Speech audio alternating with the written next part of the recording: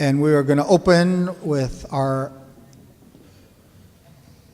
NEVA veterans who will be bringing in our Eagle staff and our United States flag. So we want our dignitaries to be witness to this evening.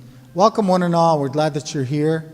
Very important evening as we honor the graduates from middle school as well as the graduates from high school. Okay.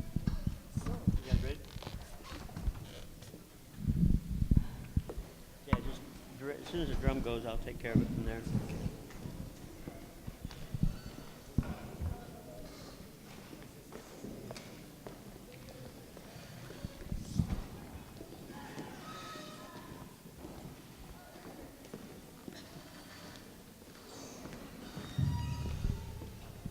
So at this time, we're asking Rose Hill to help us with an invocation to begin our evening, and after that, our veterans will bring in our Eagle staff and our flags.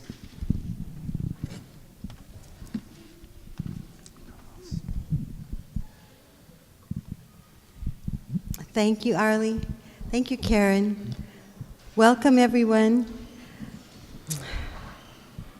It's really a blessing to me to be able to say this tonight, this prayer to Creator. Creator Spirit, we have so much to be thankful for in our lives. Thank you for all the many blessings that you provide for us. Thank you for this beautiful earth, this beautiful sky, this walk that you have given to us, this walk of life. Thank you for all of the blessings of our family, our friends, our relatives. Thank you for our children. Creator, this is a special moment for our families this evening, and we ask a blessing for each and every person here in this room, as well as for the graduates and all of their families and relations. Thank you, Creator, for bringing them to this point, and we ask a blessing that you will continue to help our youth to grow and to know their strengths and their talents so that they may achieve their goals and that they may know who they are, their true identity as Indian people, and not be worried or flustered with the things that come their way, and that they may overcome intergenerational trauma and any other traumas that mark them. Creator, we know that you provide and that you give us so much, that you will light our hearts with the fire and determination to overcome any obstacles that you give to us. We ask that our walk be steady and strong, and that you will forever give us the courage and strength needed to face new challenges. And Creator, we ask a blessing for our community and for all those still seeking the good red road, those who are on the streets and those who are in the hospitals, for our elders and for our veterans, and for anyone who is sleeping outside tonight. We have veterans who are on the streets, and we ask, Creator, that you watch over them and send your love and your blessings to them. Creator, we know that you will always provide for us, and tonight for our children, we ask especially that you will open the way to them, open those doors for them. Thank you, Creator. Aho, amen.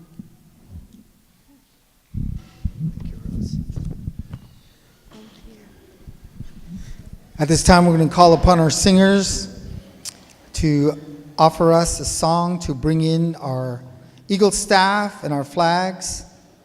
And the Northwest Indian Veterans Association are here to honor us with their color guard. So Bulls and Bears singers, let's have a song. And let's all rise as the Eagle staff comes into the auditorium.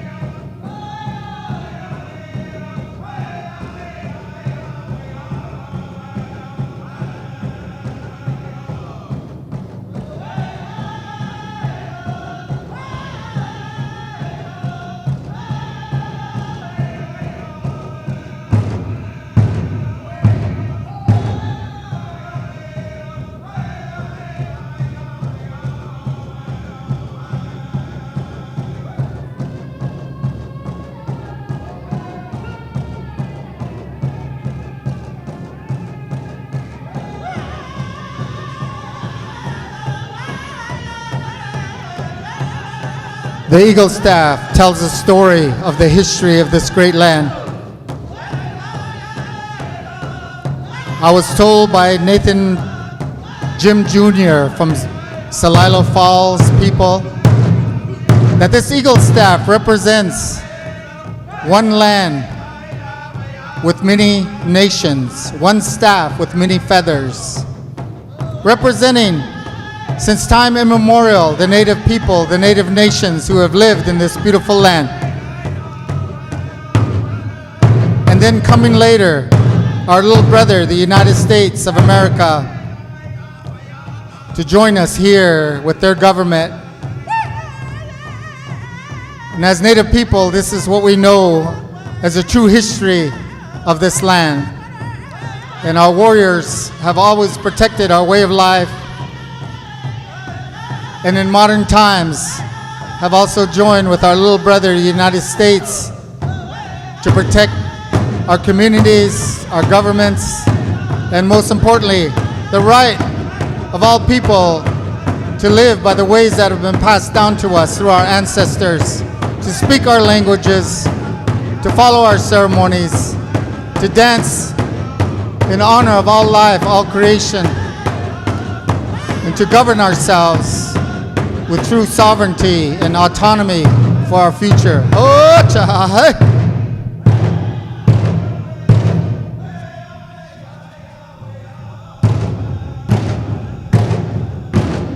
Thank you, Bulls and Bears. This time we will have a flag song, and also after that, a song to post the colors will be a charging victory song in honor of our warriors. So at this time, Bulls and Bears flag song.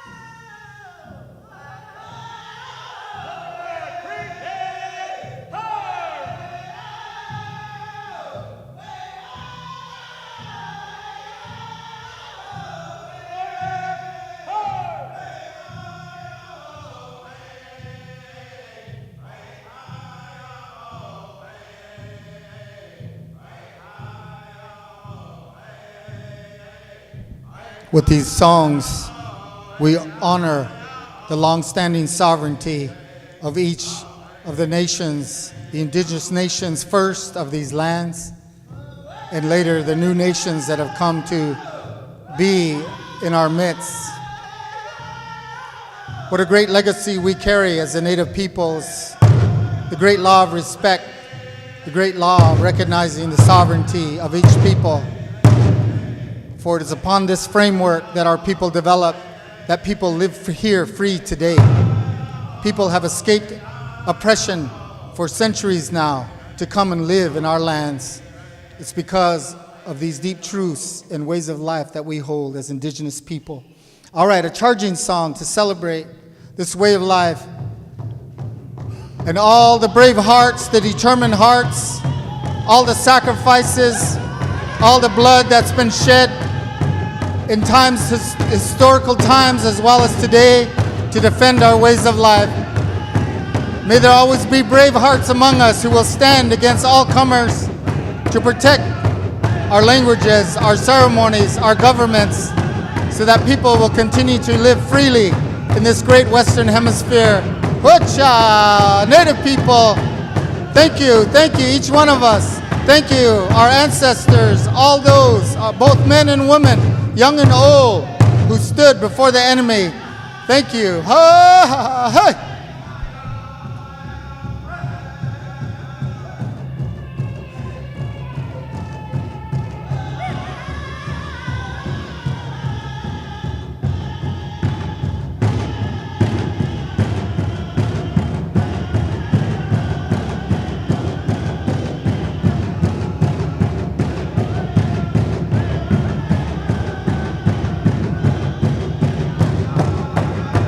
People came from other lands to escape tyranny, oppression.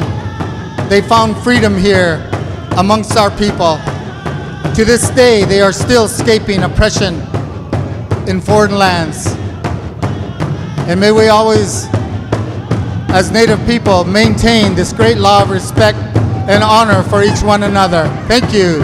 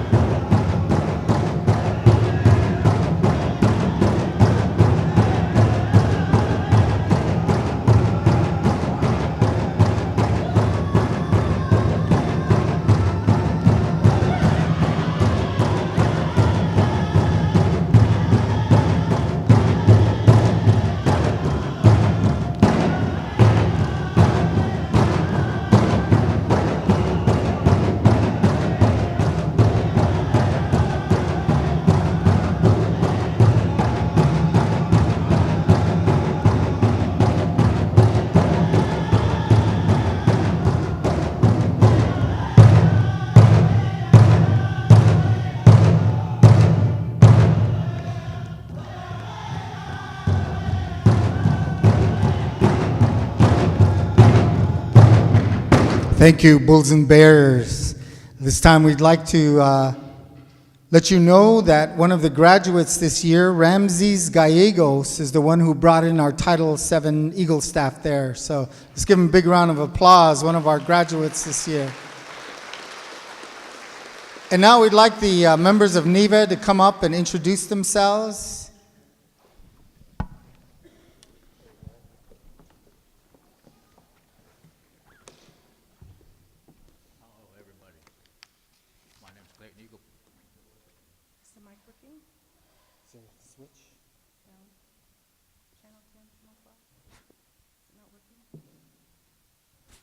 Break.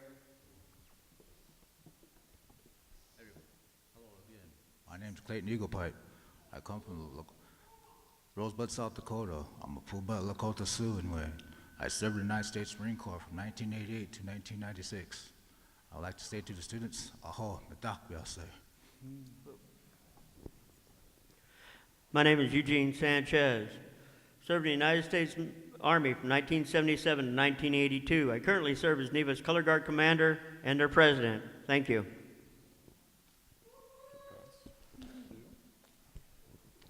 I'm Vern Wilson. I served in the U.S. Army from 1966 to 1968, and thank you. My name is Bill Harper, Alaskan Athabascan, served in the Army 1970-1973, bomb holder Germany. Thank you. My name is Ronaldo Bonci. I'm Tlingit and Papago. I served in the Oregon Army National Guard, 36th 70th Maintenance Company in Camp Withicum, Oregon. Thank you. All right, let's have a big round of applause for the Northwest Indian Veterans Association Color Guard. Thank you very much. Thank you.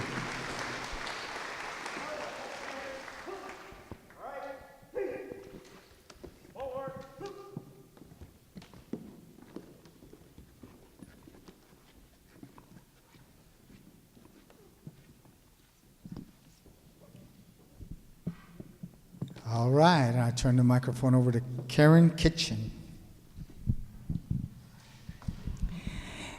Good evening, everyone, and welcome. My name is Karen Kitchen, and I'm the Title VII Director for Portland Public Schools. And this is a change of venue for this annual event. Those of you who've been with us in years past probably got used to the beautiful Native American Student and Community Center down at Portland State. So we're hoping that this venue, because this is where our offices are and our resource library, this is our home, that we're hoping this venue will be the first of a tradition of having our honor day here in this beautiful Robert Ford Auditorium here at Jefferson. And I hope it was easier to maybe find parking, because that's one of the major problems with trying to do an event like this at the center. But the center is thriving, and if you've never been down to the Native Center at Portland State, please go, because they're doing some fabulous programming down there. And with that, I just want to thank everybody for coming out tonight. Some of you might not have been able to have food yet, and just know that the food isn't going away, that we can go back down to the cafeteria after this event concludes tonight. And I think we even have some Ziploc baggies for those who might want to take some snacks home. But we're just thrilled to see all of you here tonight. And with that, I would like to introduce our superintendent, Carol Smith.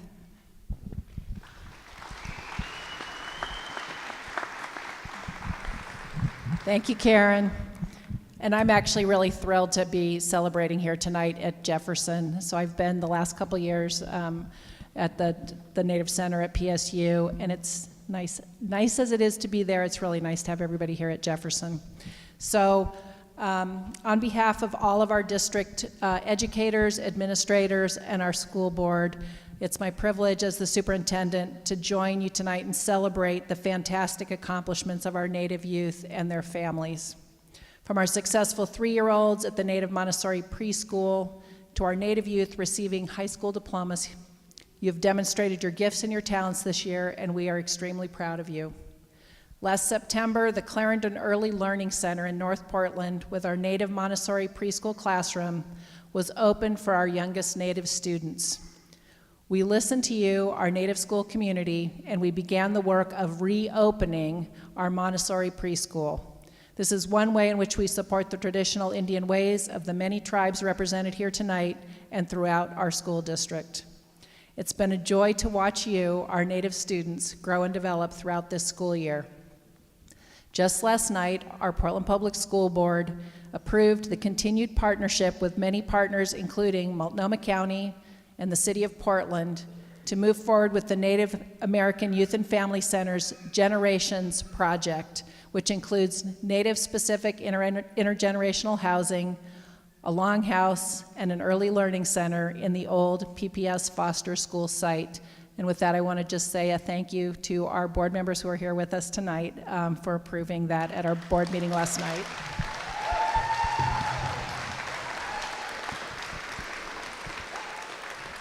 And I'm going to tell you, the Generations Project is a fabulous project. It's something that's really innovative nationally, and we're really excited about what this is in terms of providing really true community wraparound support for our youngest learners and stable housing, but also supporting our young people in an early learning center, but providing those support services on through till 3rd grade. So we are really excited about this innovative project. These are 2 really significant strides to make our Native American community visible in our school district, from one end of the district to the other. Earlier tonight, I was able to visit with a Native youth who has excelled in math, science, engineering, and art, and has a fantastic summer experience on the East Coast. Many of our graduates have achieved scholarships and been accepted to various colleges and universities. We celebrate all of the tribes represented here tonight, including the tribal customs and knowledge of our Northwest tribes on whose land we as a school district respectfully operate. As we recognize our Native American students in elementary, middle, and high school, we celebrate strong students with academic knowledge and strong cultural identity. You've made a commitment to learning, and it shows. Congratulations to each of you on your achievement, and we are so thrilled to be here celebrating with you tonight.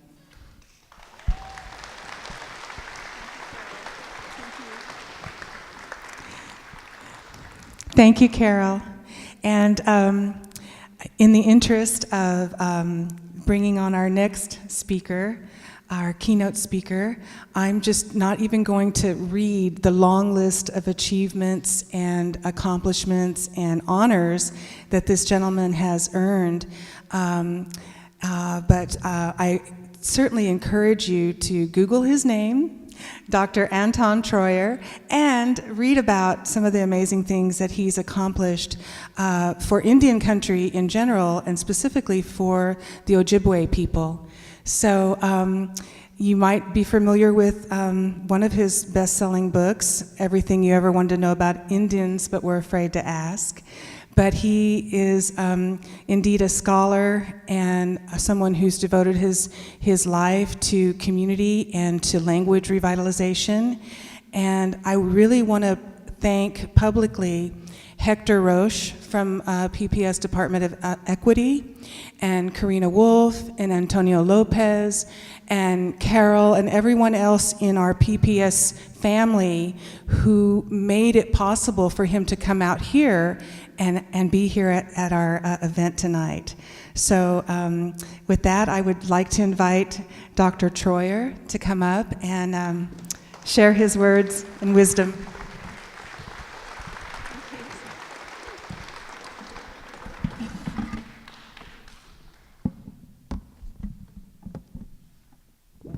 Bonjour.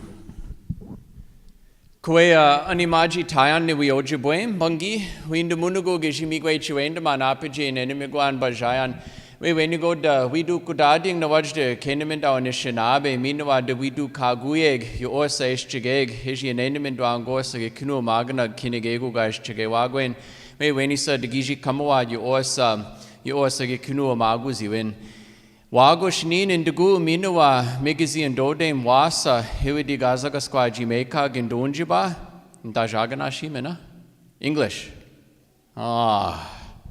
They asked me to come and speak. They didn't say anything about using a foreign language like English.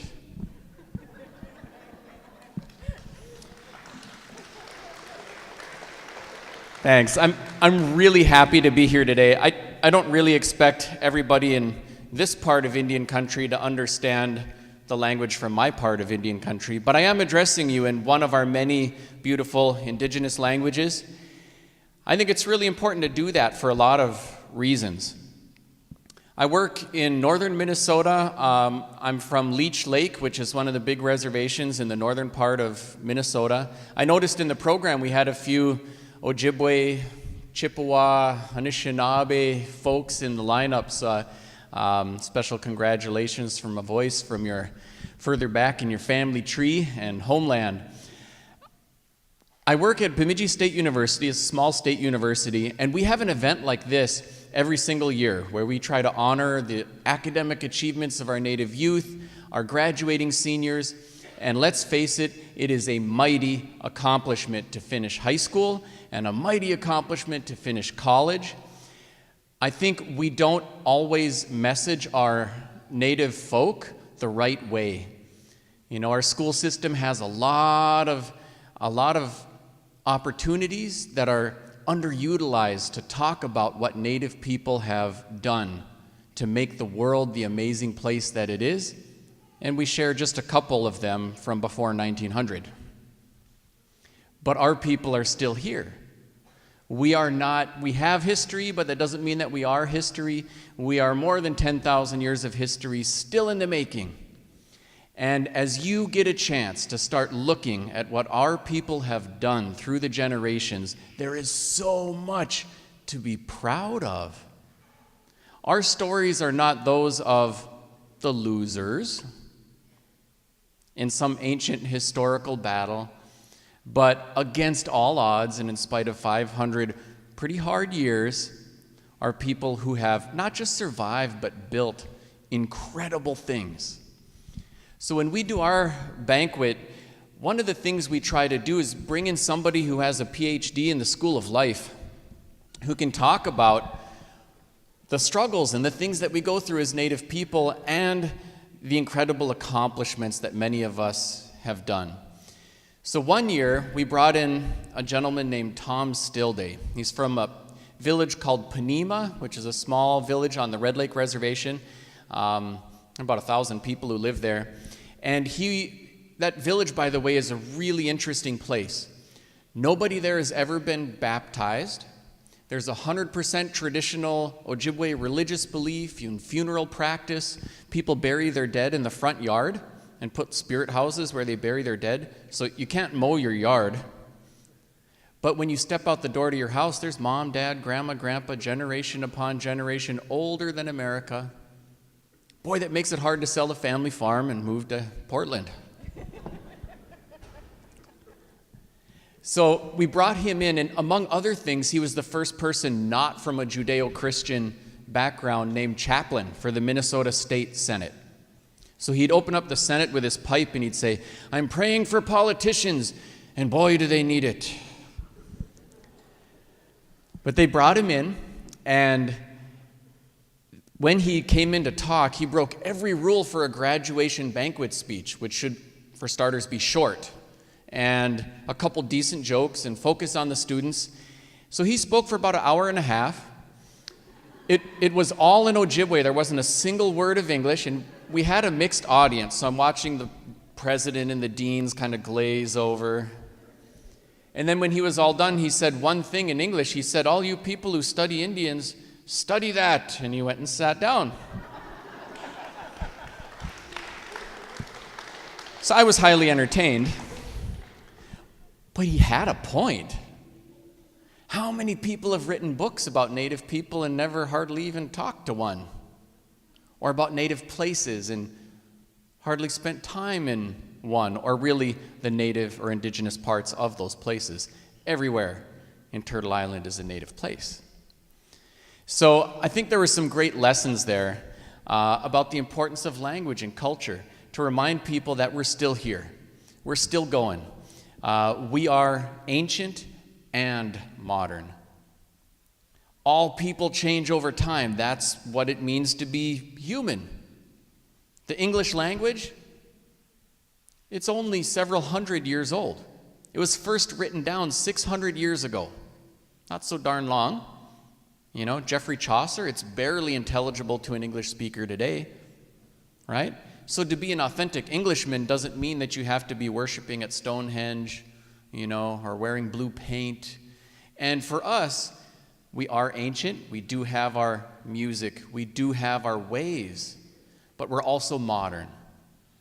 Both. I'm really privileged in the part of the world that I come from. I know my ancestors going back many, many generations. There's a guy named John Smith, no relation to the one from the Pocahontas fable that you hear. But he was born in the 1700s. He died in the 1900s. He was in Minnesota when there were no white folk in Minnesota, and he was there when they were sending people off to World War I. And I think about what he must have seen in all of his many years on Earth. I do a lot of history work too. One of the hats I wear is I'm an academic guy, so I get to write history books. I also do a lot of work with K-12 educators on equity things. And all of that involves a lot of research and conversations and relationships. And I find that a lot of people from a lot of cultures don't dig into who's in their family tree, right? Like a lot of people will know who their parents and grandparents are, and beyond that, not so much.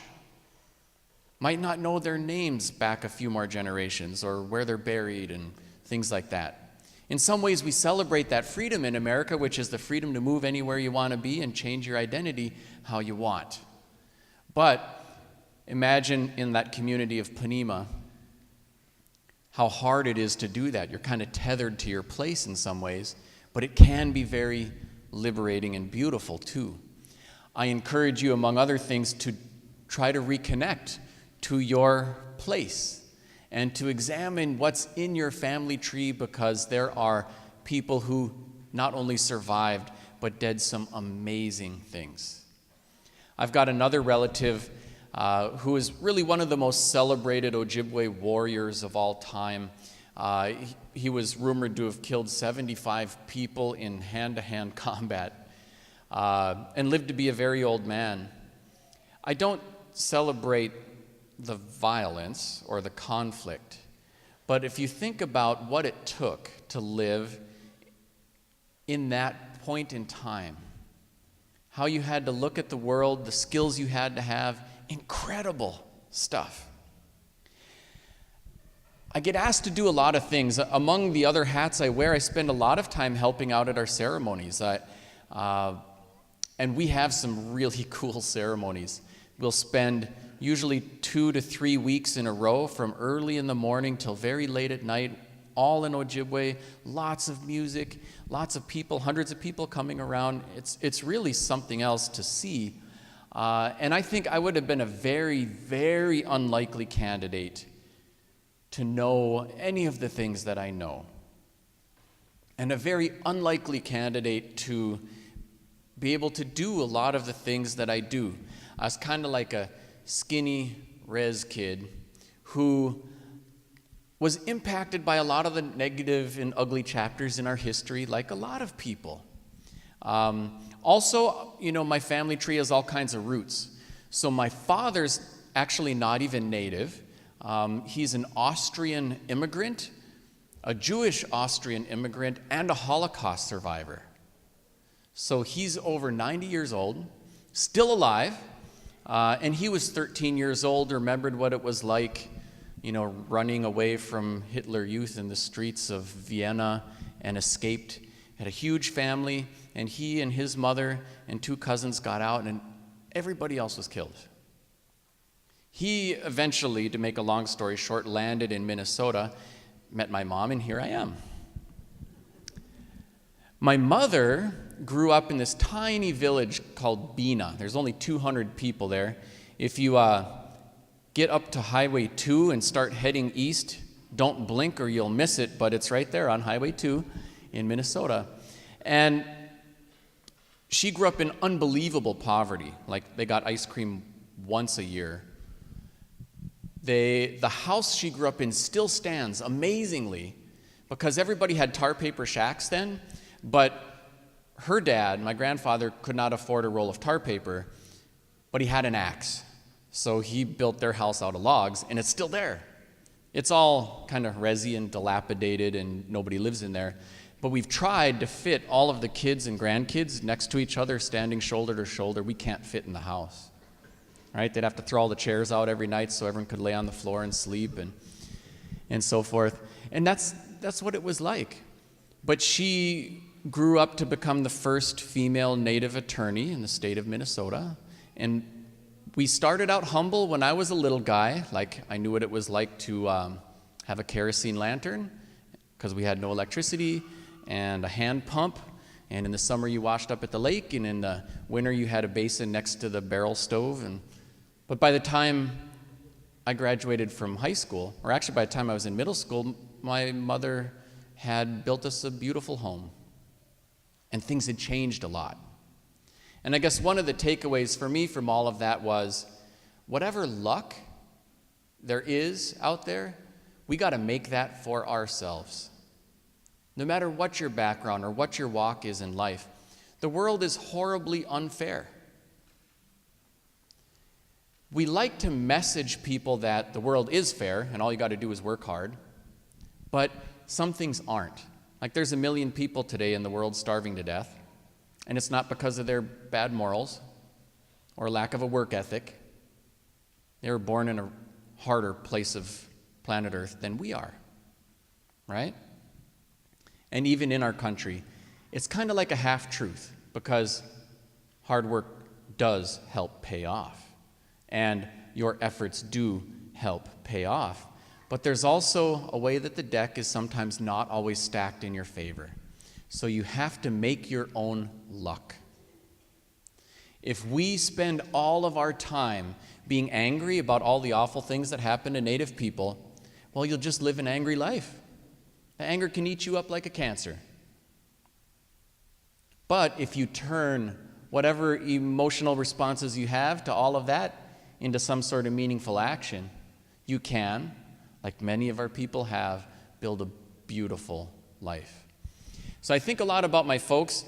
I think about my crew too now, because I have 9 children, so I've been busy. And some people think it was a big heart that got me here. Sometimes I think it might have been small brain, but here I am. Many, many blessings. Sometimes it's hard for folks to figure me out because, I'm well-spoken and well-dressed, and I travel and get to see all the world and do all kinds of interesting things. But at the same time, I kind of got one foot in an ivory tower and I kind of got one in a wigwam back home. So among other things that I do with my children is we spend a lot of time with our traditional harvesting. So we make maple syrup and sugar every year. We harvest wild rice. We do a lot of hunting, not only deer, but also small game, snare rabbits, things like that. And believe it or not, my children produce about $10,000 worth of food every year. They eat way more than that, right? So I have 9 kids, so, I'm rich in all the ways that actually really matter. But that's pretty amazing. And sometimes I forget that their knowledge is sometimes rare. But my mother's mother, my grandmother, who is also still alive and well into her 90s, incredible longevity. She went through the residential boarding school thing. She had stuff beaten out of her. She went through all of that. So my mother had to pick up the pieces, and while she was pursuing a law degree, also think about how do I reconnect and how do I rebuild and how do I decolonize all of the nasty stuff, right? And so she had to make choices and be really intentional, on purpose about it. And I'm quite proud of some of the things my folks have been able to pull off. My relatives have been buried in a graveyard at Bena for nearly 300 years in a row. So there's a really strong connection to place. And I live pretty close to there. I'm not right in the ancestral village. My grandmother and most of my cousins still are, but I'm kind of on the other side of Cass Lake. And what happened is my father saw that there was a piece of property that was for sale in some tax forfeiture, and they were taking sealed bids. And he didn't have very much, so he wrote a couple $100 on the sealed bid, put it in, and the bank wrote back and said, yours was the only bid. Could you raise it to $327 to cover the delinquent taxes? And so he scrounged around and begged and borrowed and did, and acquired nearly 500 acres of land. Huge, right? And it used to be virgin white pine forest. It was clear cut and made into farmland, and so he started planting trees. And today it's a big pine forest. The trees are, 50, getting close to 60 years old. Incredible, right? So I'll share a couple of brief stories. I grew up with my mother on her life trajectory, trying to figure things out. I had some nasty experiences with things like, racism and mean treatment. I'll spare you all the horror stories.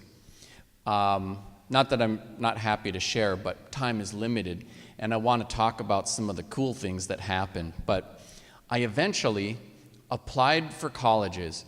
In part, I was thinking, like a lot of folks, and looking at the graduating seniors amongst us, thinking about what comes next. And I was thinking, what comes next is me getting the heck out of this town, right? I'm going to go figure something out. And one message that did come across loud and clear from all of the educators, no matter what their race was the spread your wings and fly, right? Go do something. And I struggled sometimes to listen to the educators. I'm a little bit contrarian. I don't know if it's like the Ojibwe warrior thing or what, but part of it might have been the experience, right? like a lot of our people had a negative experience in education. My grandmother did with the residential boarding schools. And so it was like, I'm going to fight back against that stuff. And one of the impacts from going to school nowadays where, let's just face it, they don't talk about us very much. And when they do, it's stuff from like before 1900. And it just makes it sound like we're something from the ancient past. Who wants to be that? You know? Or like they teach you for 13 years in a row, and everything you need to know to be successful, and nothing has anything to do with you. And I kind of felt like the message is, me, I'm not that important. You know? So I'd have to push back against that stuff. And I did. So I was a little bit contrarian, like to prove people wrong. I actually had a guidance counselor said, I'm thinking about applying to like an Ivy League school, who said, I don't know if you should set yourself up for failure. You know, you're going to get disappointed. So I was very happy to bring him my acceptance letter for Princeton University and my scholarship.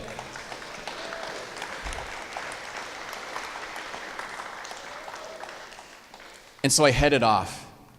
And I thought it would be so great at a place like Princeton, because at least everybody there would have been better educated. They have to know something more about Native people than the folks where I came from, right?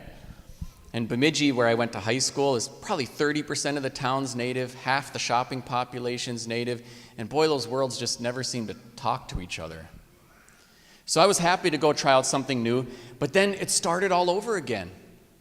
Like it seemed like those were the dumbest smart people I ever met.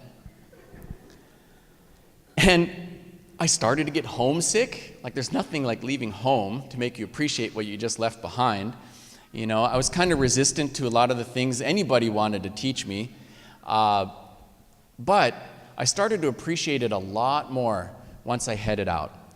And at one point I heard that there was this Comanche medicine woman coming to run sweat lodge ceremonies out in the New Jersey woods. Princeton's in the middle of New Jersey. And they pretty much paved the East Coast from Boston all the way down to Washington, D.C., in like this little colonial village right in the middle of it. That was Princeton. So I should have been a little bit suspicious about someone from a Plains tribe running ceremonies in New Jersey, but I went to check it out. And it was probably like 4 or 5 in the afternoon when I came out there, and there were about 20 white folk waiting for the sweat lodge ceremony, and they were all completely naked. Not a strip of clothes on, right? There was one guy, he looked really serious. He had a big, tall staff with some deer antlers and a couple chicken feathers, and he went like this, you know.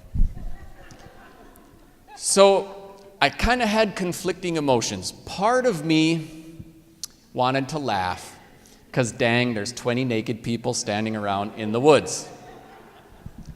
And part of me wanted to run, because dang, there's 20 naked people standing around in the woods. Part of me was also offended. Like, is that what they think we're all about? Well, being naive, as I often am, I opened the car door and I was immediately folded into a tight embrace by one of these completely naked strangers who was hugging me and saying, I'm so sorry for what my people did to your people. So now the desire to laugh, run, or get really mad is growing. And it occurred to me in kind of a flash that I looked at this woman's face, and she was an elder, and she was on the verge of tears. And it occurred to me that no matter how misguided she was, and she was misguided, that her emotional response was actually sincere. And if I just got mad and told her off, she'd probably just think Indians are all angry people. And if I just laughed and walked away, she'd think we're all mean-spirited. So all I did was say, could you put some clothes on? Because I would love to talk to you about all of this. And she did. And we actually had a good talk. And in a weird way, I learned something from a naked stranger in the New Jersey woods, which is that as Native people, we are so small in number relative to the rest of the world, and the information that the rest of the world has is even more scant than the information we have access to, right? So there is no doubt that we are often imagined, and we are often imagined. Boston Tea Party, Washington Redskins, often imagined, but infrequently well understood. And like it or not, you will often be the Indian in the room instead of an Indian in the room. And it's not fair, because this doesn't happen to white folks so much. Like, nobody says, what do white people think about abortion, good or bad? Right? Because we all know that it's not that simple. There is a diversity of opinion and emotionally charged opinions, and it's the same thing with us, right? There's a diversity of opinion. There's 566 federally recognized tribes and a whole bunch more state recognized tribes and a whole bunch more other kinds of folk. I mean, it's complicated. So, one of the things that you are, like it or not, is you are an ambassador. You are an ambassador for yourself. Usually, people form their opinions about you in the first moments that they meet you. And you are an ambassador for your family. And you are an ambassador for your tribe. And you are an ambassador for all Native people. So instead of just kind of blindly going through life and living it however you want, think about that. You will be the barometer upon which a lot of other people are evaluated. Be a good ambassador. As you do, think about what you got in your cultural toolbox. My cultural toolbox is different from a different tribe, so I wouldn't intend to impose my way on anybody else. But, you know, my dad was a white guy. My mom's mom went to residential boarding school. Nobody, handed me on a silver platter whatever I have. I'm actually a great speaker of the Ojibwe language. And it's not because it was the first language growing up in the house and everyone around me always used it and it was easy. It's not because Uncle Sam came walking out of the bush with my language on a silver platter and said, here you go, sorry about the last 500 years, good luck. You know, it didn't work like that. It worked more like this. After college, kind of to the horror of my parents, my plan became not to become a lawyer or a doctor or whatever, but to simply walk the earth, which I did successfully for a couple of years. I said, I'm going to seek out this guy. His name was Archie Mose. Name probably won't mean much to you here, but in Ojibwe country, that name means a lot. He was a really famous spiritual leader, medicine man. He was born in 1901. He was about 14 years old the first time he ever saw a white man. And he was about 35 the first time he saw a black man. His kids were born in wigwams. And he was also a monolingual Ojibwe speaker. He could speak some English, actually, but he operated in Ojibwe. So I went to go see him. And I had this really strange experience where I knew that it was important to use tobacco, so I had tobacco, I had some gifts, and I brought him those and found him, hunted him down in his house. And by the way, by the time I met him, he was living in a small, humble, modern home watching WWF SmackDown on a TV, laughing very loud. And so I gave him my gifts, and I said, I'm here to ask for help. And he kind of looked at me, and then he said, oh, I've been waiting for you. And I thought, how could he be waiting for me? How would he even know who I am? But in our way, he had a dream. I must have looked something like this person he saw in his dream. And so he started putting me to work. I ended up living on his couch off and on for a couple of years. And so I was his gopher. I put all of his stuff in the car and drove him to the funerals and drove him to the ceremonies, and I filled his pipe and I hauled the wood and I hauled the water and, But I emerged from that experience with a deep knowledge about our language and our culture and our ways. And to me, that was a big part of finding out about who I really am. I know that especially in this part of the world, there aren't a lot of Archie Moses sitting around waiting for you to go plunk down on the couch. I know that that's just the reality.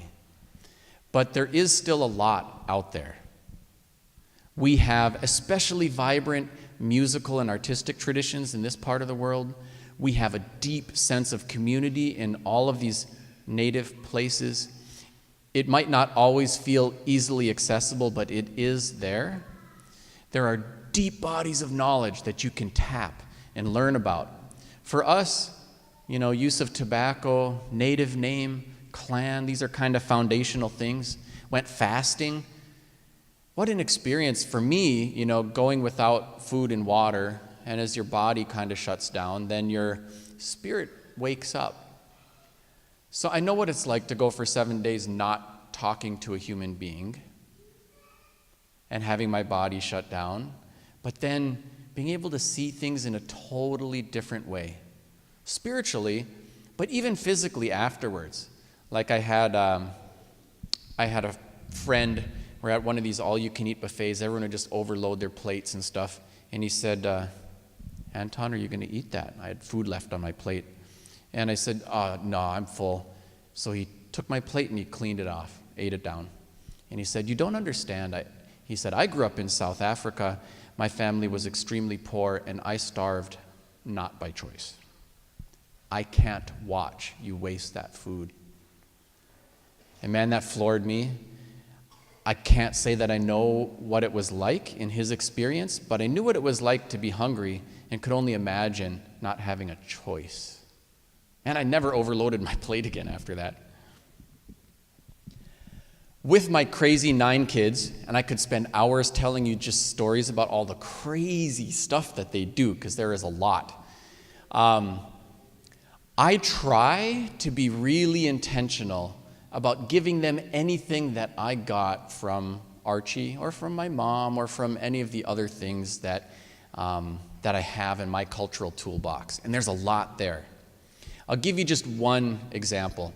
One of our ceremonies is that when somebody kills his or her first deer, and we do these ceremonies for boys and girls, the custom used to be to cook the entire deer and invite the whole village over, and you'd have a big feast.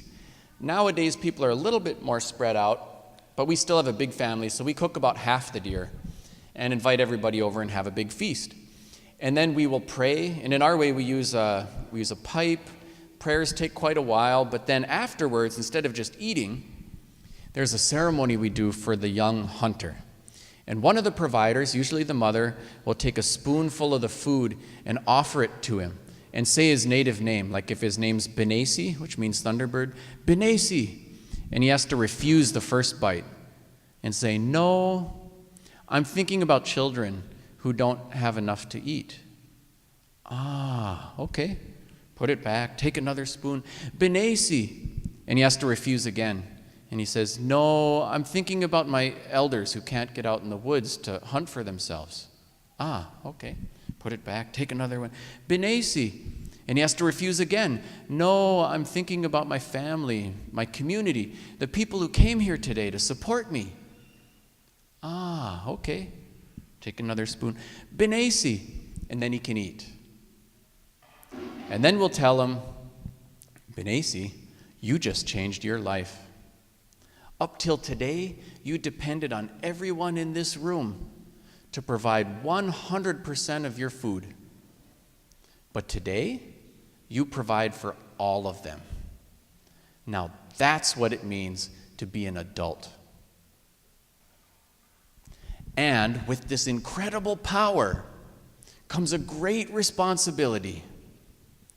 Every time you get food from your power as a hunter, and later on when you get a job as a provider through your work, you remember that your responsibility is to young people who don't have enough, to elders who can't get it for themselves, to your family, to your community, and they package up the rest of their deer meat and they give it away. You're not hunting for horns, you are hunting to provide. And there's some really different values in our indigenous cultural toolbox, right? The Western world often revolves around individualism, competition, materialism. And those aren't necessarily negative, right? They're positive and negative. But these are guiding things, right? Like finish high school so you can go to college, so you can get a job, so you can have 2 kids in a decent minivan who can go finish high school and go to college and get a job, right? Like materialism. And there is nothing wrong with having a job. I have one and I love my job. But there's more. And when you start looking at some of our indigenous values around collaboration and consensus and community, some pretty amazing things start to happen. So, again, 9 kids. My 13-year-old is an amazing provider. That kid knows how to hunt, snare, trap, track, like he is at home in the woods. He couldn't sit still in his desk at school for 10 minutes in a row, but he can sit unflinching in a deer stand for 5 hours in a row. You know? And so you should see what he does. He runs a snare line all by himself. He'll go about 2 miles out in the woods. He gets all his rabbits. He cleans them, packages them, and then he starts going around. We've got all 4 grandparents for my kids are within 10 minutes of the front door. So then he starts going around bringing them rabbits, and he's hauling in firewood, and he's like such a helpful, generous kid. And at the same time, I think often so misunderstood. Like we got to do, I don't know if anyone knows what an IEP is, you know? So these kind of individual education plans. So my kid, you know, he was, for starters, from this long line of accomplished warriors. He's a little tough. He was just born knowing he's the toughest human being on planet Earth, and no one could ever teach him or tell him anything different. And that doesn't mean mean, although sometimes, you know, I remember him pushing his 1-year-old brother down when he was starting to toddle and saying, "I'll take a time out." You know, so what are you going to do with that? But he would be hilarious and maddening at the same time in school, right? He'd take his test and he'd just go, psh, psh, psh, psh. "Finished, I'm finished, finished, are you finished?" You know, and the teacher's like, So we get in there, and they had all of this stuff, right? They had their whole team and all of their goodies and tools, like, you know, sticker charts and permission slip, can we give your kid gum? And have you thought about meds? And, you know, and I looked at all of it, and I had to say, I love you guys, we're on the same team, we want this kid to do well, but none of this is going to work. This kid is from a totally different culture. Right? You are from a culture that values materialism, rewards, and punishments. This kid is completely unmotivated by rewards and punishments, but he is highly motivated by relationships. So if you can focus on the relationship, we can do something. And to their credit, they listened, and we worked out a plan to diffuse him, to focus on his genuine needs, to think in his cultural way, his cultural learning language. He exceeds the standards on every single test set, doesn't have to be reminded on homework. He is a high achiever. I think most schools fail to do that. So to me, success, you know, there are but 2 lasting bequests we can hope to give our children, and the first of these is roots, and the other wings. So while people will often tell you about spreading your wings, I want to tell you, pursue your roots. There is a lot to be proud of. And of all the things that are wrong in Indian country, there's not a darn one of them that can't be fixed by what's right in Indian country. One time I had some guy at a Rotary meeting who was like, you know, I keep hearing about all the poverty and all the problems and all of this and all of that, and like, if the res is so bad, why don't you just leave? And I said, you know, I've been reading the New York Times for so long, and I've seen Watergate and Iran-Contra and all these, Monica Lewinsky, all these problems. If America's so bad, why don't you just leave? He's looking at me like, you know? I said, look, America has plenty of problems. Why throw the baby out with the bathwater? We got problems too, but we have a lot of great things going on, and you're just not tuning into those stories. All right. Fairness is made, not given. And that's with anything that matters to you, right? One time I took Archie, that medicine man, up to a sobriety powwow. And they're introducing people, so-and-so, 1 year of sobriety, so-and-so 5 years, so-and-so 10 years. And they introduced him, and Archie Mose, 96 years of sobriety. And everyone's like, whoa. 96 years of sobriety. And we left, and I was like, Archie, that's something else, And he said, well, promise me you'll never drink. And I was like, okay. Man, it permeates our culture, alcohol. I never have drank again since then. And ultimately, I think it's not just, about looking down my nose at anybody or anything like that, but there is incredible power in identity. I'm one of the guys who listened to Archie. Today, I'm nowhere near a fraction of the man that he was, but I'm doing a lot of the things that he did. I'm keeping his lodge going, It's a big part of what we do. It's not fair when you look at, the land loss and the language loss and all these other issues, but we need to go after those things for ourselves. And that doesn't mean in a mean-spirited way. We all inherited this world with all of its problems, but dang, if we don't do something to fix them, that's the problem. It just keeps on going. So before I close, a couple words of advice, because that's one of the things you're supposed to do at these graduation talks. So one is, have fun. Have fun.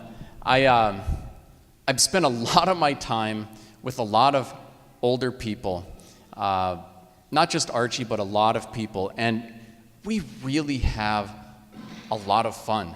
That's one of the big lessons I learned from them. I thought I might have learned that from my peers or something, but, a lot of them seemed kind of desperate to me. And you should see all the stuff that we do. Even when we're busy helping out at funerals and things like that, there's this sense of raucous humor. One of the ladies who's a spiritual leader back home, her name's Anna Gibbs. She's about 4'9". One leg is longer than the other. She's got big IHS Coke bottle glasses and, waves of curly black hair with gray streaks. She looks so crazy that if one time she stepped into a bar to try to get a glass of water and the bartender said, "I'm cutting you off right there," because he thought, she was under the influence just from how she normally looks. And she's so fun, though. Sometimes a little bit irreverent, but so deeply knowledgeable. And so, we go help out at all these ceremonies and funerals, and then she says, "Get all my namesakes in the car and let's go to the movies." I don't know, you guys watch the X-Men movies? So we took her to see X-Men. I was trying to think of one that would work, and it seemed like, okay, spiritual gifts, a little different, from scientific thinking. This might work, so let's try it out. And it was so dang crazy because we're starting out, and she's just, shoveling popcorn in and watching. I think it was, X-Men 3 Last Stand. Angel, the one with the wings, flies, and he's cutting off his wings, and she's in her thick Panema accent, "What's he doing?" And people are looking back, really kind of getting annoyed with her, and every 2 minutes there was a new question. "Why is he doing that?" "Well, he's doing that so people won't be mean to him." "Why?" Pretty soon no one can watch the movie, and we're about 2/3 of the way through, and she's like, "What's a mutant?" And everyone just gives up and just starts laughing, And to me, dang, I can't even remember everything from the plot, but I sure remember hanging out with Anna Gibbs. She was a lot of fun. So enjoy the journey. It's not just about where you get, it's the trip there. Show up. Show up is an important teaching. I help out at a lot of ceremonies. We're trying to do something that seems pretty much impossible.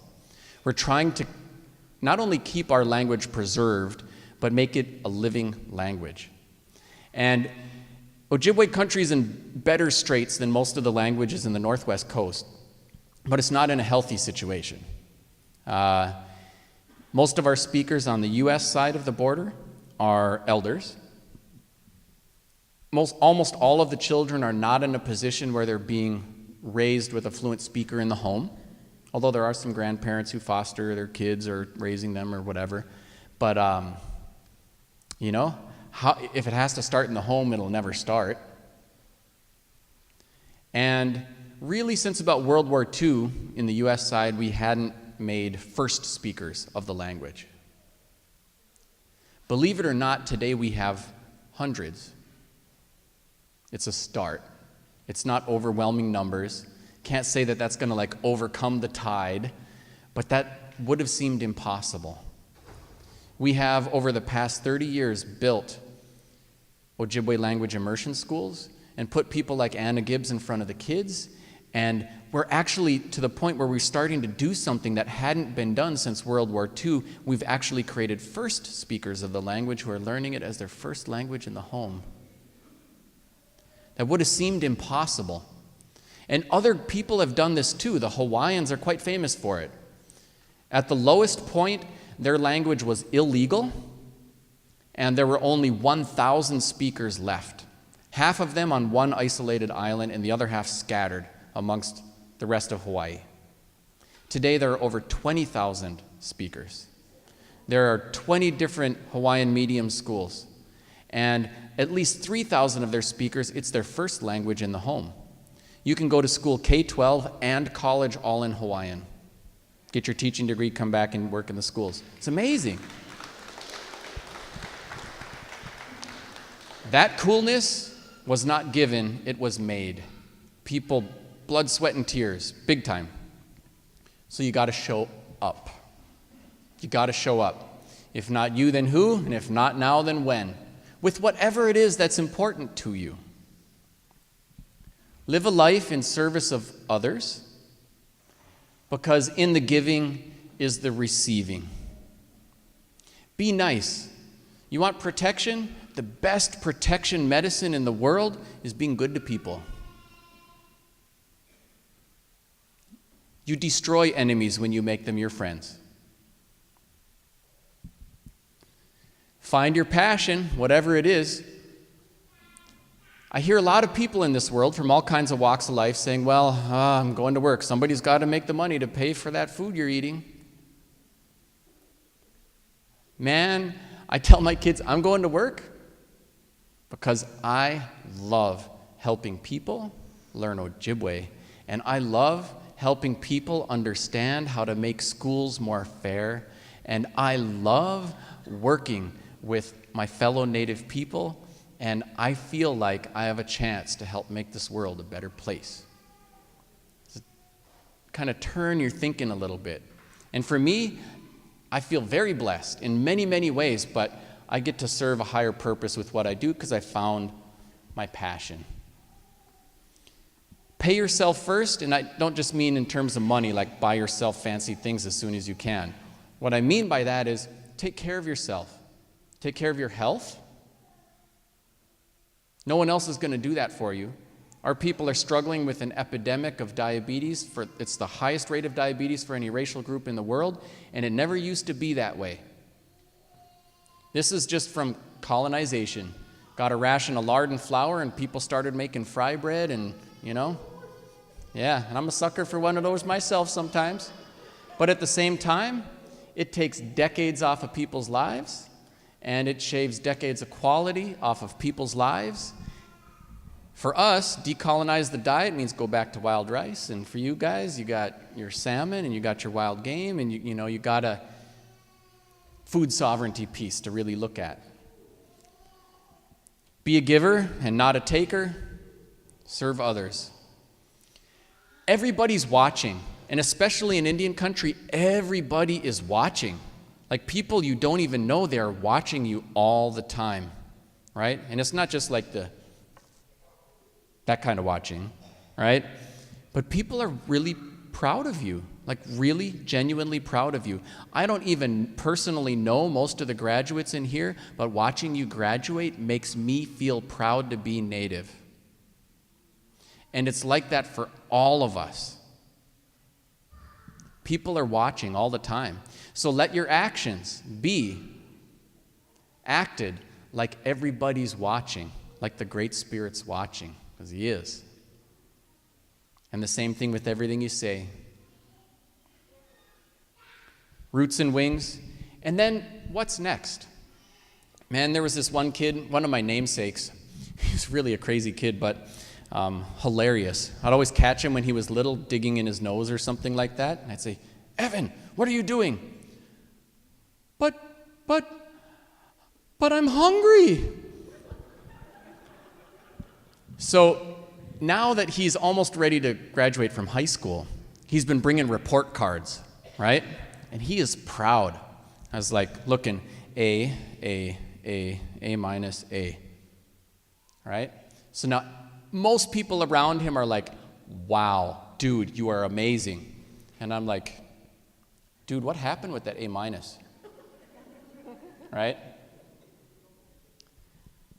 Because ultimately, we should always be challenging ourselves to what's next. Finish high school? You know, I heard one girl say, and I asked her, "What are you going to do next?" And she's like, "I don't know, take a break." No break. No break, namesake. Life will go on. It'll leave you in the dust. Inaction is an action. The Great Spirit's watching. Your family is watching. You're an ambassador. So one personal story, and then we'll start clapping for our graduates because I'm really excited about that. All right, so I shared a little bit about my personal journey. Kind of coming full circle. In the long run, I did end up going back to school and getting a PhD, and I write books, and I work at a university. But looking at my mother, her mother had gone through the boarding school thing. When she came back, she had to be really, really intentional, on purpose with what she was doing with her life. And she had a big, big family. And a lot of her brothers and her sister and people around her weren't as careful. They just kind of took things as they came, self-medicated. Like my uncle, we buried him this year, and he just burned out his liver drinking, right? So he didn't do some of those things my mom did. He didn't seek out her ceremonies, seek out ceremonies like she did. She drug us kids around to things. Being more intentional. She didn't go after, he didn't go after a degree or think, how can I make this different? And so he paid. I have another uncle who died from a drug overdose. I have an aunt who committed suicide. Grandfather committed suicide in his 80s, decorated veteran from World War II, D-Day, Omaha Beach. And in his 80s, that happened, We've seen a lot of that all around us. But the amazing part is my mother, who has 4 children, I'm one of the 4, and one of her sons is a medical doctor, and we consider him the loser. Okay. So one's a medical doctor, one's a lawyer and a judge. 2 of us have PhDs. We've published over 20 books between us. She's got over 20 grandchildren, great-grandchildren now. Nobody's a drug addict. And everybody's saying, "Holy crap, how did you do that?" And she says, "Well, I can't say that I rightly know, but I do know this. I did value education. But by that, I don't just mean education from books. I made sure that my kids knew how to snare rabbits and pick rice. And I made sure that they knew what their ceremonies looked like. I made sure they knew how to powwow dance, but I made sure they knew about their lodge and the drum ceremonies and everything else that we have.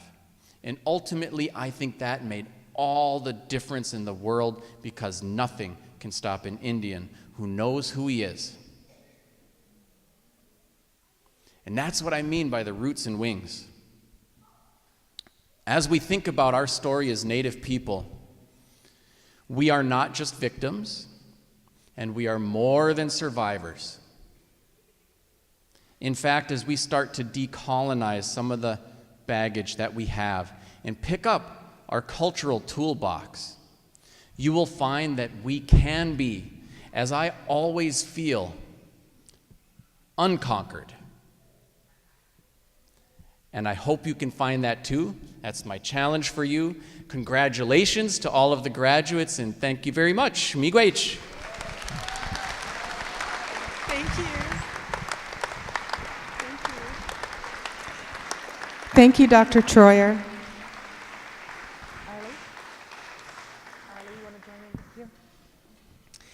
So, we want to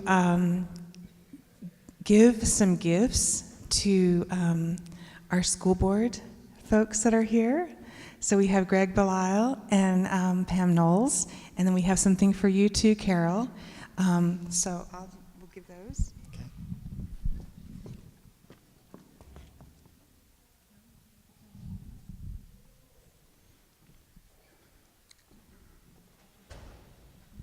It's time we call the superintendent.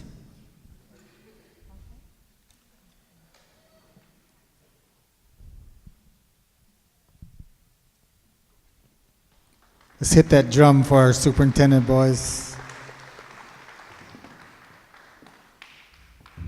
All right.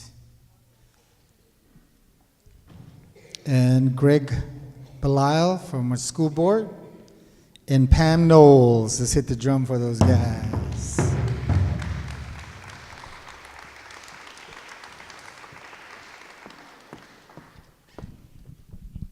Thank you. And I would like to acknowledge that the necklaces that are up here are, they were made by Silet's tribal member Teresa Smith.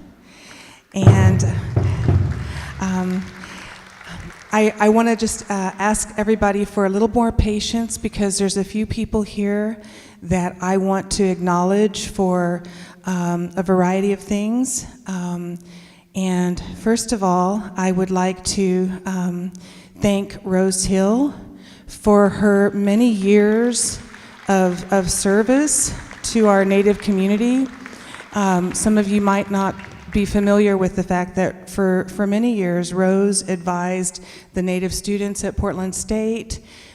She led the USHE group, United Indian Students for Higher Education, very active in ACES. She's one of the reasons why we have a Native Center at Portland State to this day. There are probably many people in this room who graduated Portland State because of her support. And I want to say, if Dean Azul is still in the room, if Dean could come up here also, please.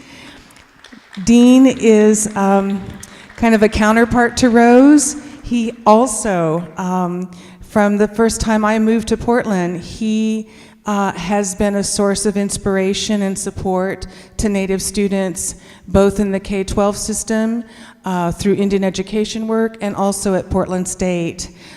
Dean has made the Native Center something truly to be proud of, and really, I think the shining thing that is at Portland State these days. So I don't know if Dean is still out there, but Dean, we do have a little gift for you as well. So Rose, we'd like to honor you with a Silet's necklace, and we also have one for you too, Dr. Treuer. And Linda Huddleston sends her regrets. She wasn't able to be here tonight. Linda never misses an Honor Day ceremony, and she was very sad that she was unable to be here tonight with her family. But she's very proud of all of you, and she's thinking of you, and she's sending the good thoughts here tonight. I would like Clarice Charging to come up to the stage if you don't mind. Clarice, I really want to honor tonight because Clarice was a parent committee member for many, many, many years. Her youngest son graduated Portland Public Schools 4 years ago, and he just graduated Portland State.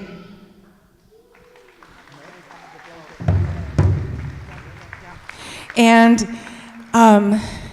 she has had a very difficult year, and I was amazed but not really surprised that another parent committee member told me a few weeks ago that Clarice still wants to be involved and help in whatever way she can. And that's, to me, she represents the kind of people that are in our Native community. Their kids grow up, they graduate high school, but they care about the other kids that are still here too. So I really, this is a special blanket, and I really want us all to acknowledge the years of service of Clarice and Rose and Dean.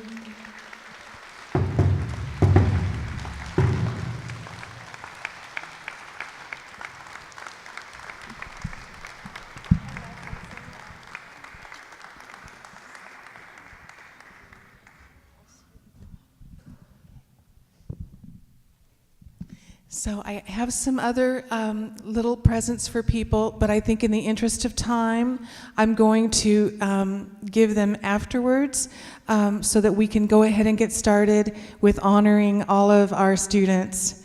If we could have any of the students who are here that are going into first grade, or going into sixth grade, or going into ninth grade, we'd love you to come up at this time. And actually, any student who wants to come up here and be applauded and have us really celebrate the end of a year and the beginning of another, because during the dinner, I was talking to a young man who is going into 10th grade, and I got to thinking, ninth grade is probably one of the hardest years anybody ever does. And this young man is finishing ninth grade and going into 10th. So through my little conversation with him, he made me realize I should probably invite all the students up here so that they can be applauded.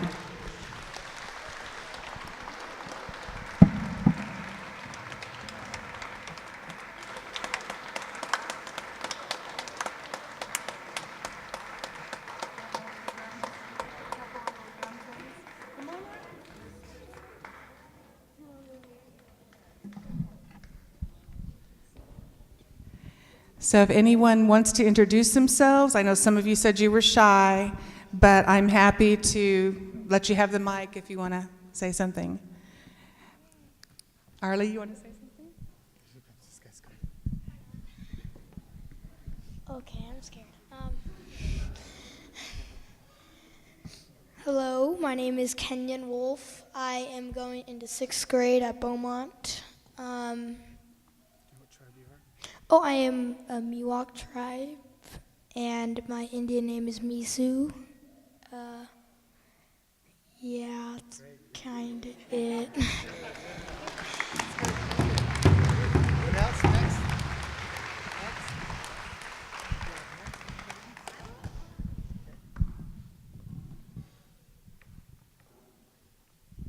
My name is Isabella Louise Wooten, and my tribe is Potawatomi, and I'm going to go into 6th grade, and I got into Da Vinci Middle School. So. Yeah, good job, good job. Everybody's shy. All right, anybody else? Well, can we have a... All right, big round of applause.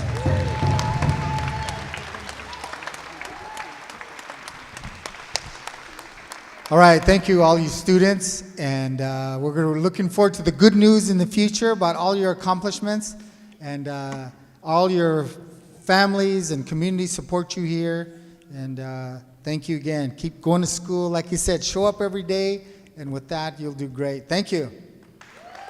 Good luck in the coming year.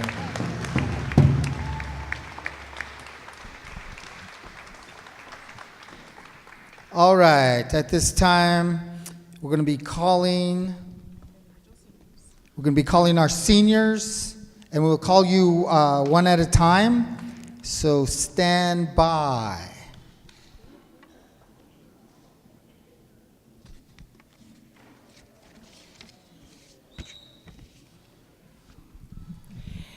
So I had a chance to talk with seniors before we got started here, and we're going to call you up in alphabetical order, and you'll come up and you will get a certificate and an honor sash.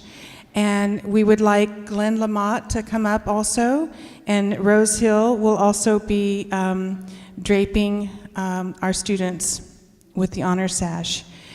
And I'd like to take a moment to acknowledge, we have in the house Lexi Moyer, who is ending her year as a Multnomah Youth Commissioner, and Multnomah County Youth Commissioner.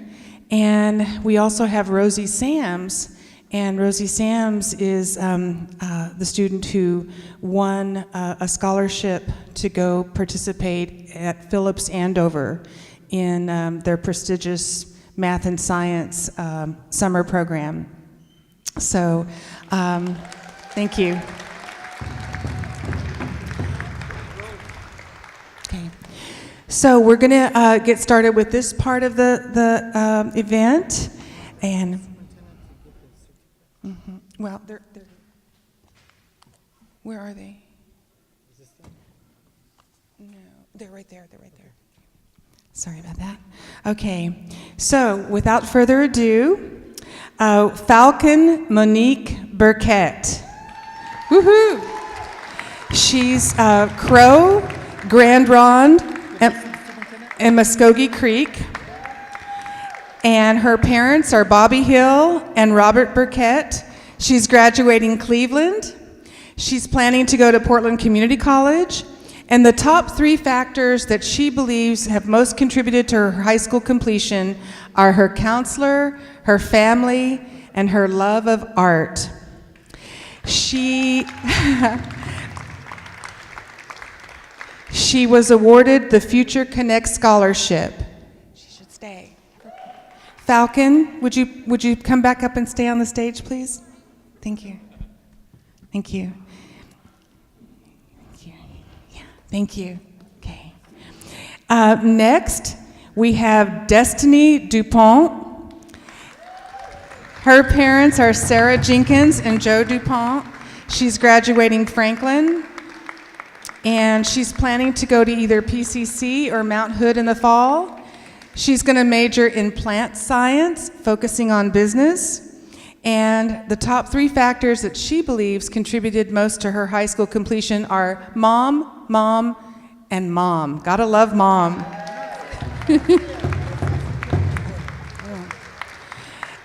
And she would like to acknowledge that she made honor roll throughout her junior year, and she also won an award at the science fair.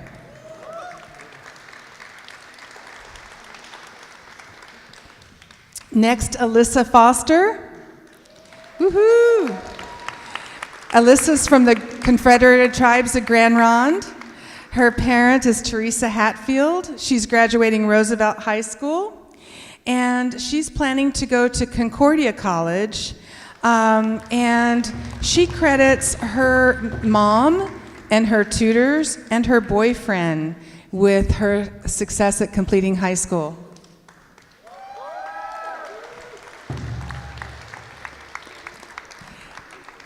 And next we have Kyle Gallagher.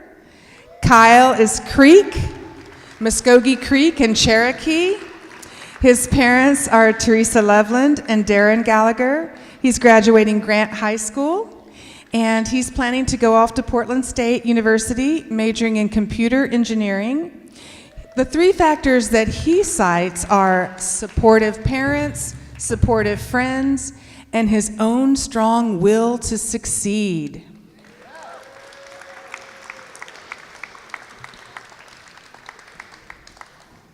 Next, we have Liam Gallagher, and also Muskogee Creek and Cherokee, parents Teresa Loveland and Darren Gallagher. And he's not sure, where he's going to go to college just yet, but he's looking forward to a very, very bright future. Congratulations, Liam.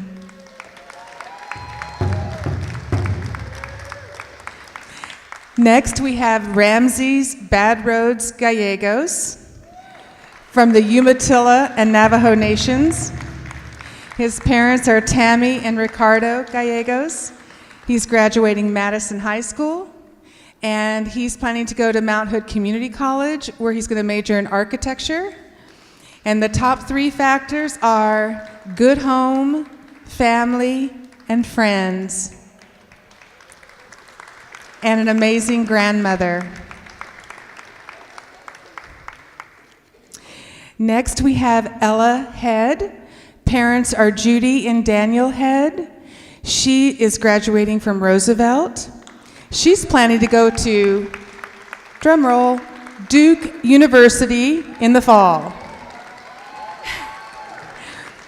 Her top 3 factors that she feels most contributed to her high school graduation are challenging classes, positive peer group, sports, and after-school activities. And she also wants to share with us that she lettered in soccer and tennis varsity. She was the tennis captain, AP Schools with Honors Award, and a Scholar Athlete Achievement Award.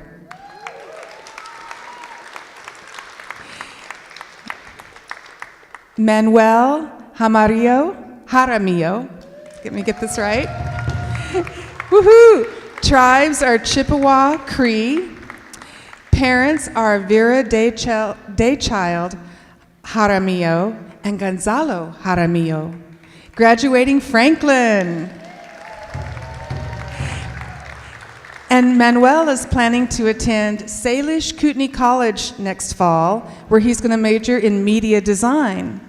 And the top 3 factors for him are my family, my future, and sports. He'd also like to share with us that he wrestled at the state championship. He got the MVP for wrestling and football, and he received all city honors defensive lineman for football. Wow.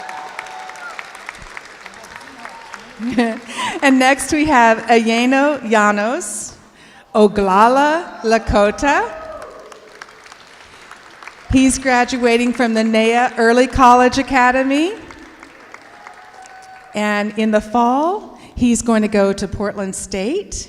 Not sure what he's going to major in yet. And one of the top 3 factors is our own Paige Smith and the importance of culture and family and his own dedication. And next we have Tara McMullen from the Cherokee Nation. Parents, Crystal Truelove. Graduating Madison. Is Tara here? Did she have to leave?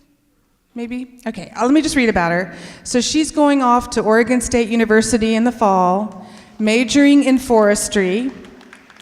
And she credits successful peers, helpful teachers who were not only supportive but had resources, and being allowed to stay at school way after the last bell rings. And she'd like to let everyone know that she was the member of the Senator Scholars at Madison High School. All right. Next, Brandon Moyer. Woohoo! Parent, Kingsley Versoza. Let me do that again. Kingsley Versoza. Cleveland High School graduate. He's planning to do some work with his older brother. His brother Chance graduated last year. And the top 3 factors are sports and coaches who motivated him to do better, family and friends, dedication, motivation, and perseverance. And some of his honors are Down Under Sports, All-State Honors, team captain for wrestling team, recipient of 5 varsity letters, selected to represent Oregon for international wrestling, first team all PIL wrestling team. Ooh. Then Caleb Moyer, it's a family thing. Burns Paiute Tribe, parent Kingsley Versosa, Cleveland High School graduate. He is joining the police cadets. And the 3 factors that he credits with his high school completion are: football motivated me to keep my grades up, and family and friends, and his own dream for his own future. He would like to let folks know that he received certificates involving sports for football and wrestling, the Senior Showcase Bowl selected for football, 5th place for wrestling in PIL in first year of wrestling. And I would just like to give a shout out to Kingsley. I've known Kingsley since these children, these young men, were in 1st and 2nd grade. And I've watched them grow all these years.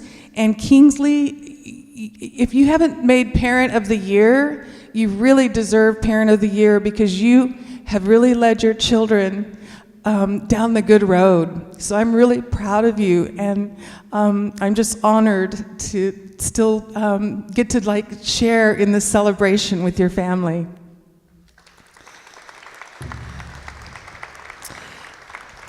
Next we have Jesse Ream Jr., Confederated Tribes of Grand Ronde, Chinook, Umpqua. Parent, Jesse Ream Sr. and Venetia Ream, graduating Jefferson. He's not going to go off to college right away because he's having a baby girl in June of 2015, and he's working to take care of her, but he does plan to go to college in the future. The top 3 factors that he credits with his high school completion are hard work, always pushing at the deadline, family support and encouragement, and self-determination to finish. Thank you.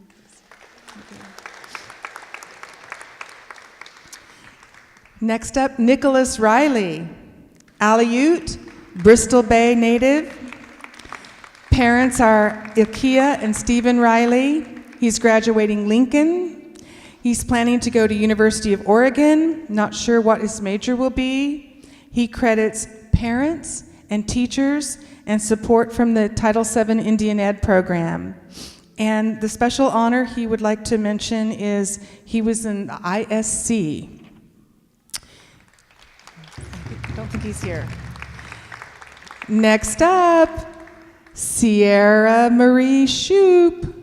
Woo! Parents, Debbie and Darren Mudgett, Confederated Tribes of Grand Ronde tribal member, graduating Jefferson High School. She's planning to go to Warner Pacific College, where she's going to major in sports and recreation management. She credits being an assistant football coach, being a wrestling manager, being a baseball manager, and having mandatory study hall. She received a School Spirit Award while being at Jefferson in the 11th grade, and she was the Senior Award for Most School Spirit as a senior, and she completed the Title VII Native Daughters program.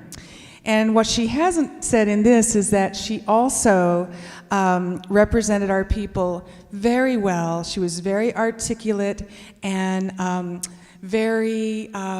just very lovely when she competed for Rose Festival Princess here at Jefferson 2 years in a row. Yeah. Next we have Xavier Sturkle, Potawatomi. Parents Alicia Wooten, graduating from the NAIA Early College Academy. And he's planning to go off to PCC, and he credits the support of Nea and his own family and himself, because he did the work.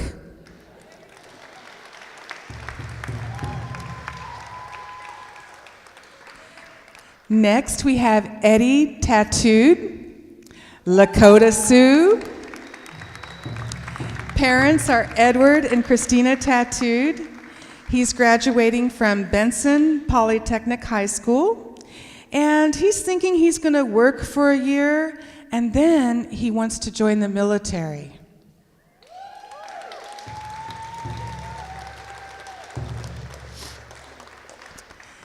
Next, we have Divinica White Elk from the Blackfoot and Ute Nations.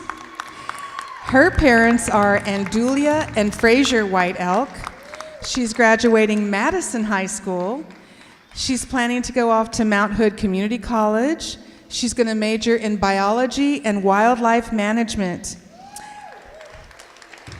And the top 3 factors that she feels have most contributed to her high school completion are sports, volleyball and softball, the Step Up program, Senator Scholars, and her NEA advocate, Alex Jefferson. She also would like to acknowledge and brag that she is a recipient of the ECMC Scholarship, All-City Softball Pitcher, and honorable mention for volleyball and softball.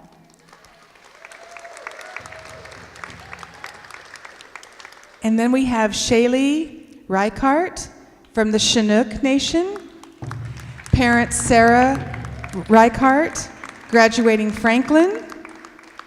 She's planning to go to North Carolina State University in August, and she's going to major in business marketing. And she credits family support, mentors, and the Native American Club at Franklin.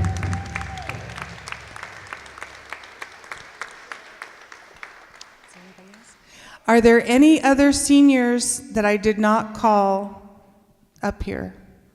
Okay. So at this point, I'm going to turn the mic over to Arlie.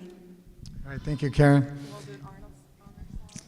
Yes, we'd like to have the seniors come up here in front. We're going to have the drums sing an honor song for you. So come on up.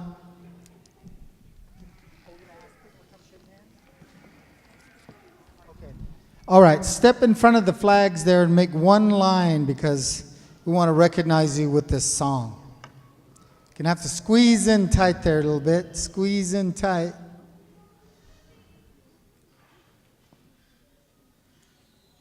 As I tell the young people, Native young people I work with, whenever any one of us upholds the values, the dreams of our people, and with their endeavors has achieved different works or different accomplishments, then that's when these songs are sung. And these songs go way back among our people. And these kind of songs are what keeps our nation strong all across the lands. And it's one of the highest things that our people can do for you is to honor you with songs. So at this time, we're going to ask Bulls and Bears for an honor song for our senior graduates.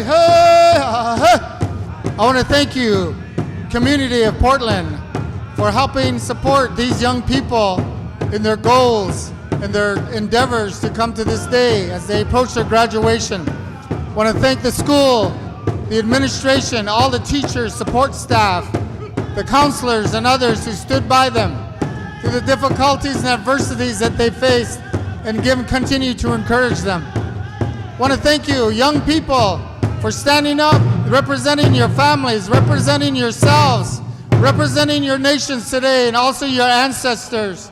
They're all very proud of you. Whenever we say the names of our people, of the nations, of the names that go back through thousands and thousands of years, our ancestors come to see what business is going on. And they are proud of you here tonight. And they are glad because they have sacrificed and future way in the past, they sacrificed for the future generations to stand like this, to be able to accomplish through our goals and through our dreams, to go on and build for our people. So you carry for us that good light, you carry for us that good strength, that promise of a good future.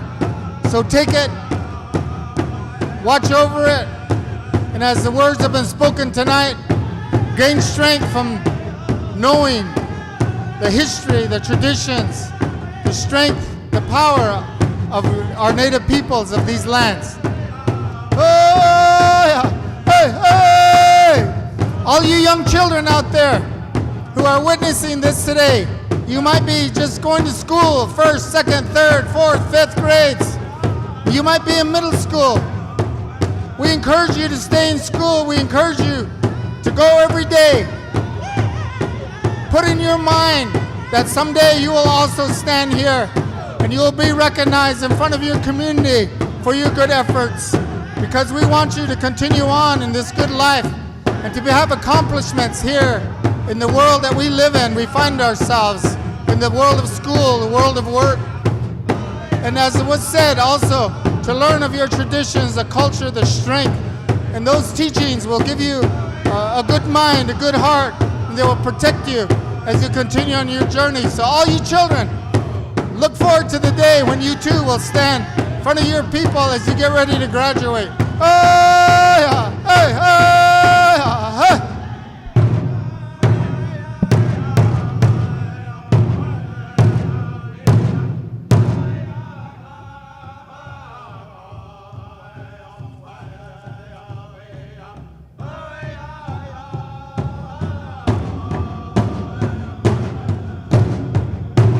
All right, how about a round of applause for our seniors getting ready for their final graduation. We're ready to finish up our program this evening. We're calling Neva back to the stage. Students, will you step back behind the flags and the Eagle staff and allow our veterans. And with this, we will conclude our ceremony here tonight. And as our veterans dance out with our Eagle staff and the flags, seniors, will you follow them? And then our administrators and all too as well. Take our flags down on the floor there. Okay. And then we'll go from there. Okay. Okay. Somebody lost key. Oh. I know. I need a new car. Where were they? They're in the women's bathroom, I believe. Some keys were found, some Mazda keys in the women's bathroom. So if you have a Mazda, we have your keys.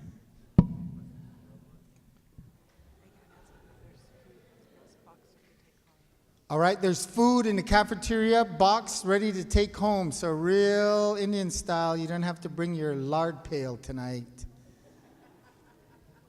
I got to get one of those. My grandparents always had that when they went to a feast. I got to find one. It's not rusted out on the bottom. All right, you seniors on that side, go ahead and follow them there and stand in place until they move. You'll walk out with them. And then thank you, our honored guests, too, as well. All right, at this time, Bulls and Bears, as we do one and out. One verse of our flag song.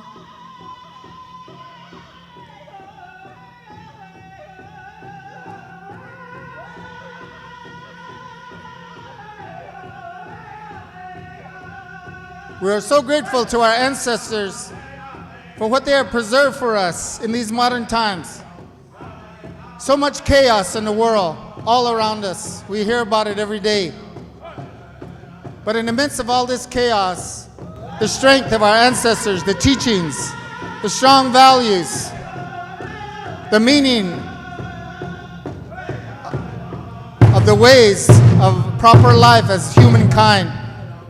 We thank you, our great ancestors, and it's our hope that we will continue to make you proud as we live in these modern times. I want to thank Northwest Indian Veterans Association for honoring us tonight with their color guard. We thank you for the good work you do all around the region, our community. And we hope as you witness these ceremonies and these doings that it also will heal the wounds of war that many of you carry. And as you see the young people and their accomplishments and hear the stories that are told of how they are striving to better themselves today, that will also lighten the load that you carry. Thank you, our veterans and warriors.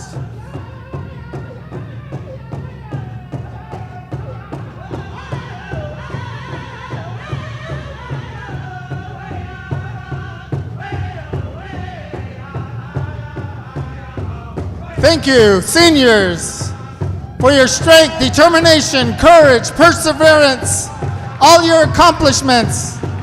We are proud of you. We love you, support you. You'll be in our thoughts and our prayers no matter where you go. Hacha, hey, ho, ho. And thank you to our administrators, our superintendents, school board members. Thank you for being and honoring us here tonight.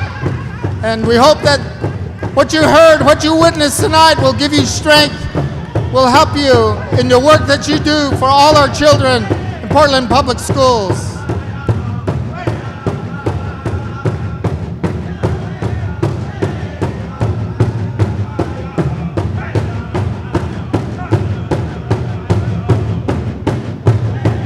And Native parents and families, give yourselves a big round of applause. You're a great community. Once again, look what you've done, supporting one another. Good words, good heart, good strength. Karen Kitchen and her staff, parent committee, all of them, thank you. Thanks again to Rose Hill. Thank you again to our keynote speaker, Dr. Anton Treuer. Ho, miigwech.